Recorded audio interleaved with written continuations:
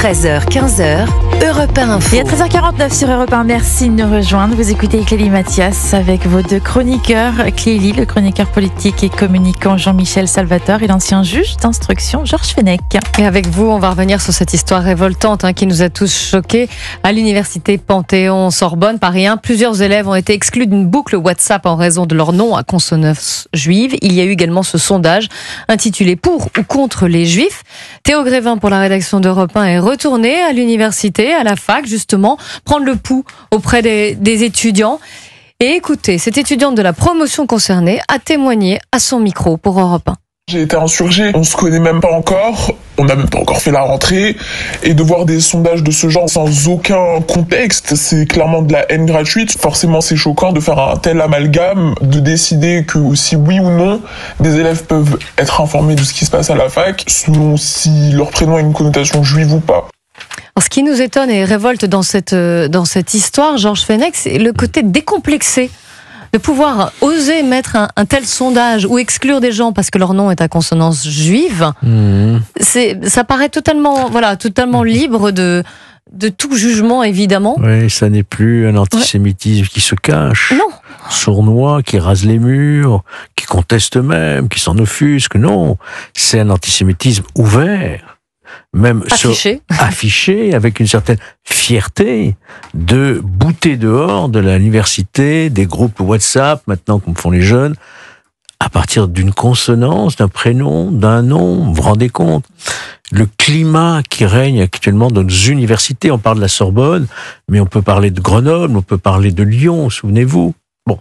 Ouais, ce sont des étudiants qui sont censés être instruits, qui sont à l'université aussi. On peut peut aussi quand même le noter. Ils sont à l'université. Cette fois-ci, le ministre démissionnaire de l'enseignement supérieur a réagi. Ça, il faut lui reconnaître ce mérite.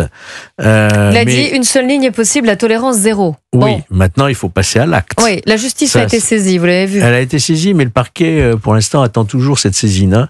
On a annoncé qu'on saisirait le parquet, mais il faut effectivement qu'il y ait une enquête. Il faut que ces jeunes qui ont commis ces propos et ces décisions antisémites soient poursuivis devant le tribunal et condamnés, et très sévèrement, voire même exclus. Ils n'ont plus rien à faire.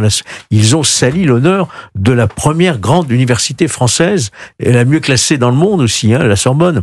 Donc je crois que là, vraiment, on a passé des limites.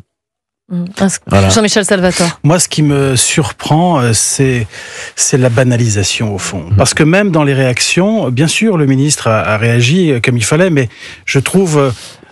pas avec la véhémence et la colère qu'on aurait pu imaginer il y a quelques années. On s'habitue à ces actes antisémites, à cet antisémitisme d'atmosphère.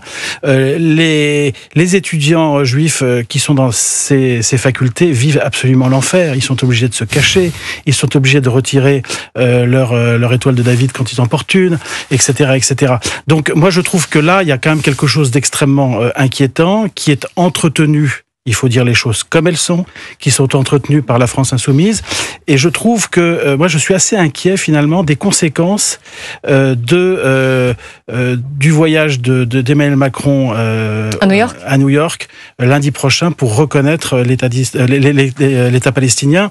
Parce qu'on voit bien, si vous voulez, que il y a une telle polarisation de ces sujets que forcément, les pro-palestiniens qui sont très très actifs dans les universités et qui sont jamais très loin de tenir des propos antisémites, je vois bien qu'ils vont s'en servir. Je vois bien que la bataille des drapeaux aura lieu. Elle aura lieu place de la République, mais elle aura lieu aussi dans beaucoup de manifestations en France, avec cette idée quand même que d'une façon ou d'une autre, même si c'est pas l'intention du président de la République, le point est donné à la fois au Hamas et à la France insoumise. Vous avez vu que selon un sondage IFOP pour le CRIF, le Conseil représentatif des institutions juives de France, 78% des Français s'opposent à la reconnaissance d'un État palestinien dans 5 jours à l'ONU. Et un rassemblement est prévu ce soir à la Maison de la Chimie à Paris pour demander au chef de l'État d'y renoncer, justement.